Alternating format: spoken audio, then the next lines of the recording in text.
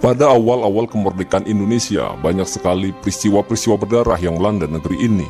Banyak rakyat yang tak bersalah menjadi korban. Bahkan para petinggi pun tak luput dari peristiwa berdarah itu. Salah satu peristiwa-peristiwa berdarah itu adalah peristiwa pembantaian keji yang berdalih revolusi. Peristiwa ini terjadi di daerah Sumatera Timur yang kala itu masih menerapkan sistem kerajaan yang ingin dihapuskan. Revolusi Sosial Sumatera Timur merupakan gerakan sosial di Sumatera Utara bagian timur terhadap penguasa Kesultanan dan Kerajaan Melayu yang mencapai puncaknya pada bulan Maret 1946. Menurut sebagian sumber, revolusi ini dipicu oleh gerakan kaum komunis yang hendak menghapuskan sistem kerajaan dengan alasan anti-feodalisme. Pembantaian yang berdalih revolusi telah termobilisasi dan terorganisir ini menargetkan para anggota kesultanan, sultan-sultan dan kerajaan-kerajaan Melayu yang ada di Sumatera. Beberapa saksi mata mengatakan ini bukanlah revolusi sosial tetapi pembantaian besar-besaran. Tak usahlah dikatakan nama peristiwa ini sebagai revolusi sosial, tak ada itu. Ini pembunuhan massal di Sumatera Timur yang mesti diusut dan kebenaran sejarah mesti diluruskan. Maret berdarah di Sumatera Timur adalah pembantaian massal. Dikatakan sebagai pembantaian dan bukan sepenuhnya revolusi sosial karena para petinggi kerajaan dibunuh secara sadis. Padahal mereka tidak sepenuhnya melakukan perlawanan. Selain itu, bahkan anak-anak gadis diperkosa di depan ayahanda dan keluarganya, dan harta juga dirampas, layaknya gerombolan perampok yang berkedok revolusi sosial. Yang berhasil selamat harus pergi dari kampung ke kampung untuk bersembunyi dan menyelamatkan nyawanya. Kejadian ini menjadi kejahatan yang memilukan sehingga menimbulkan trauma bagi korban secara turun-temurun. Kerajaan-kerajaan Melayu di Sumatera Timur menjadi porak-poranda, keindahan kesultanan dengan ornamen seni yang tinggi habis dihancurkan dan dibakar. Banyak kerajaan dan keraton yang mereka hancurkan di berbagai wilayah Sumatera Timur. Peristiwa pembantaian ini menjadi peristiwa menyedihkan dan tragis di Pulau Sumatera. Para pembantai seakan dirasuki setan, sehingga hilanglah sifat peri kemanusiaan. Bahkan permintaan untuk sholat sebelum dibunuh juga tidak dikabulkan. Berikut adalah beberapa tempat yang menjadi peristiwa kelam dengan dibunuhnya Tengku dan sultan-sultan secara sadis. Tetapi sebelum melanjutkan video ini, jangan lupa berikan jempol ke atas dan klik tombol subscribe agar channel ini terus berkembang. Terima kasih.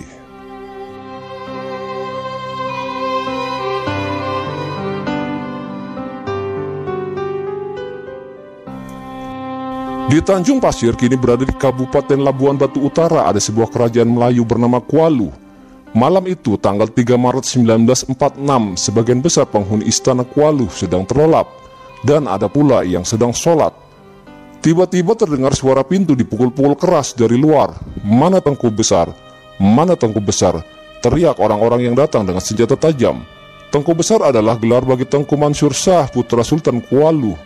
Rupanya malam itu Tengku Mansur Shah tidak tidur di istana tetapi di rumah yang lainnya. "Mana tuanku?" Tuanku adalah panggilan bagi Tuanku Al-Haji Muhammad Shah, Sultan Kualu. Dengan paksa, tuanku yang sedang beribadah dan sholat malam itu mereka bawa ke kuburan Cina. Lalu Tengku Besar juga dijemput dan dibawa ke tempat yang sama. Tengku Darmansyah, adik Tengku Besar, malam itu sedang berada di kuburan istrinya yang baru saja meninggal dunia. Dia tak henti membacakan ayat-ayat Al-Quran malam itu. Dia pun ikut dibawa. Di kuburan Cina itu mereka disiksa lalu ditinggalkan begitu saja dalam keadaan sekarat. Pagi harinya, seorang nelayan yang lewat melihat tubuh mereka terkapar tapi masih bernyawa. Dengan bantuan masyarakat, dibawalah ketiga keluarga kesultanan tadi ke istana untuk kemudian dirawat. Tapi sekitar pukul 11 siang datang lagi sekelompok orang yang ingin membawa sultan dan kedua putranya. Mereka adalah orang yang berbeda dari yang datang di malam sebelumnya. Rakyat menginginkan tuanku dan kedua putranya dibawa ke rumah sakit, kata seolah seorang dari mereka. "Usahlah, biar kami saja yang urus," ujar istri sultan. Tapi sekelompok orang yang datang itu memaksa tanpa ada adab sopan santun, dan kerabat istana tak dapat berbuat apa-apa. Mereka pun dibawa entah kemana, dan hingga kini tak pernah terdengar kabar beritanya. Kerabat istana yang lain, termasuk perempuan, ditawan selama lebih dari 1 bulan. Mereka dibawa ke sana kemari dari Rantau Prapat hingga Siantar. Mereka disiksa batin dan kejiwaan. Bukannya dibawa ke rumah sakit, Al-Haji Muhammad Shah dan kedua orang anaknya justru dibunuh secara kejam. Saat hendak dibunuh, Tuanku Hasan sempat berkata, "Bila kalian hendak membunuh kami, tunggulah obang atau azan selesai dikumandangkan, dan izinkan kami sembahyang sekejap. Ini permintaan kami kepada kalian yang tak satu pun kami kenal ini, pinta tuanku." Ah, tak penting sholat, bunuh mereka, perintah pemimpin pembunuhan itu. Tak terhitung berapa banyak korban di Kualuh, Panai, Kota Pinang, atau juga Sultan Bilah. Tuanku Hasnan terbunuh beserta sekian banyak lainnya.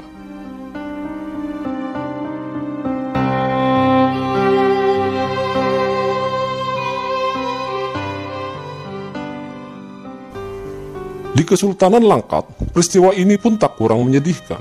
Tak sedikit perempuan diperkosa di hadapan orang tuanya. Lelaki dibantai teramat sangat mengejamkan. Di kesultanan kaya ini, kehilangan banyak petinggi yang bermutu dan pakar adalah Tengku Amir Hamzah, seorang sastrawan, Pangeran Langkat Hulu, serta wakil pemerintah Republik Indonesia juga turut dibunuh. Tengku Amir Hamzah ketika itu adalah Pangeran Langkat Hilir, kemudian menjadi Bendahara Paduka Raja. Lalu Pangeran Langkat Hulu lantas menjadi Ketua Pengadilan Kerapatan Kesultanan Langkat. Pada saat yang sama dan di tanah yang sama, Amir Hamzah juga menjadi asisten residen Langkat dalam pemerintahan Republik Indonesia. Meski bergelar bangsawan, Amir jarang sekali memakai gelar tengkunya. Ia seringkali hanya menuliskan namanya hanya dengan nama Amir Hamzah, termasuk ketika menulis puisi-puisi. Pada tanggal 7 Maret 1946, dengan kendaraan terbuka, Tengku Amir Hamzah dan lainnya dijemput paksa. Saat itu ia berbaju putih lengan panjang. Ia sempatkan melambaikan tangannya pada orang-orang yang ingin menyelaminya. Bersama tahanan lain, Amir dikumpulkan di Jalan Imam Bonjol, Binjai, lalu dikirim ke perladangan Kuala Begumit untuk disiksa dan dibunuh. Amir Hamzah awalnya ditahan di sebuah rumah bekas tahanan Kepetai di tepi sungai Mencirim, Binjai.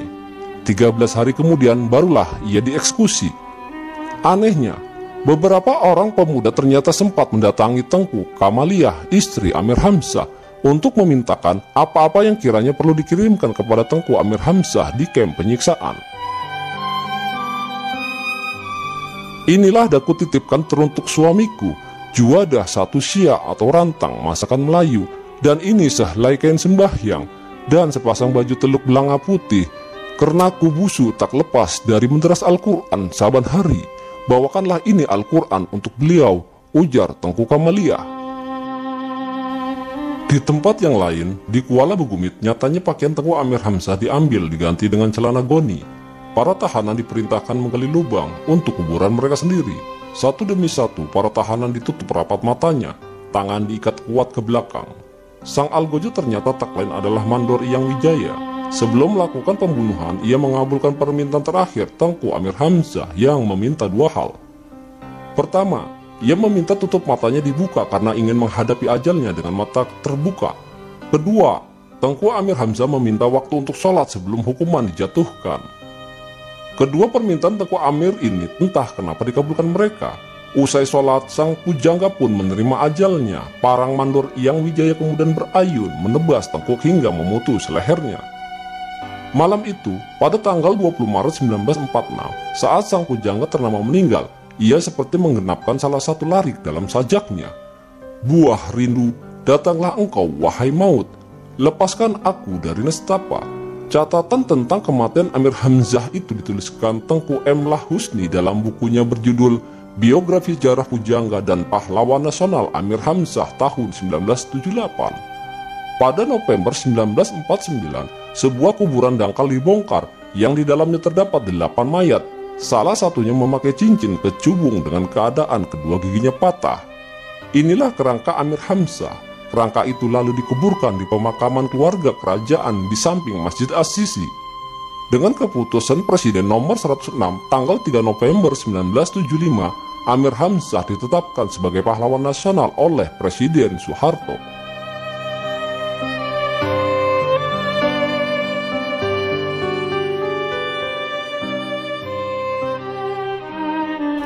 Pada tanggal 7-8 Maret 1946, para bangsawan Melayu Batubara diculik dan dikumpulkan di Labuhan Ruku. Kemudian pada hari Selasa tanggal 12 Maret mereka dibawa ke penjara di Pemantang Siantar. Tak lama berselang pada tanggal 26 Maret 1946 mereka dibawa lagi di kampung Merdeka Brastagi. Tanpa kepastian untuk apa, bahkan diintimidasi. Di tanggal 30 Juni mereka dibawa lagi ke Raya Simalungun. Selanjutnya pada 1 Juli 1946 dipindahkan ke Bah Birong. Bangsawan perempuan dibawa ke Tanjung Balai pada 23 Maret 1946 sampai Juli 1946. Mereka ditawan dan hanya diberi makan dari bahan makanan ternak. Semua harta benda dirampas dan tanah mereka sudah dipancang. Kaum bangsawan yang dipulangkan terpaksa hidup di ladang dan hutan. Penyiksaan dan pembunuhan tak terhitung jumlahnya. Ada yang matanya dicongkel, kemaluan disayat-sayat, bahkan ada yang dicincang dan dibuang ke laut. Beberapa korban diantaranya yaitu Tengku Nur bin Tengku Busu Abdul Somad Indrapura, Tengku Anif Indrapura, Wahbaktin Kemanakan Wan Sakroni Tanah Datar, Orang Kayo Syah Bandar Indrapura, Orang Kayo Ahmad Cucu Datuk 50, Orang Kayo Musa Juru Tulis Datuk 50, saudagar Sohor dari Sungai Balai Kedatukan suku Duo.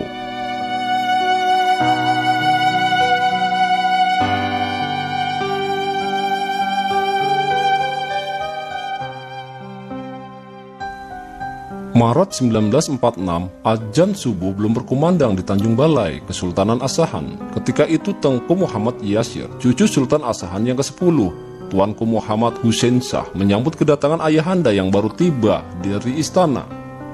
Ayahnya baru pulang berjaga-jaga karena terdengar kabar akan ada penyerangan. Rumah keluarga Tengku Yasir tak jauh dari istana Asahan. Kedua lokasi tersebut sama-sama berada dalam lingkaran kota Raja Indra Sakti, yang di tengahnya terhampar lapangan hijau. Ketika itu Tengku Yasir yang berusia 15 tahun membukakan pintu untuk ayahandanya. Dia lalu menatap ke arah lapangan hijau di depan rumahnya. Ada sekelompok orang yang merayap ke istana. Yasir melihat pakaian mereka biasa saja, tapi mereka membawa senjata api juga senjata tajam. Melihat apa yang terjadi, mereka kemudian masuk ke dalam rumah. Pukul 6 pagi itu istana diserang sekelompok orang. Tuanku Seibun Abdul Jalil Rahman Shah, Sultan Asahan waktu itu, dapat melarikan diri dari belakang istana. Dia berlari di sesuatu tempat yang tersembunyi. 1 jam kemudian, sejumlah orang datang ke rumah Tengku Yasir. Dia dan ayahnya dibawa, tapi Tengku Yasir kesulitan berjalan karena tapak kakinya sedang sakit dan diperban.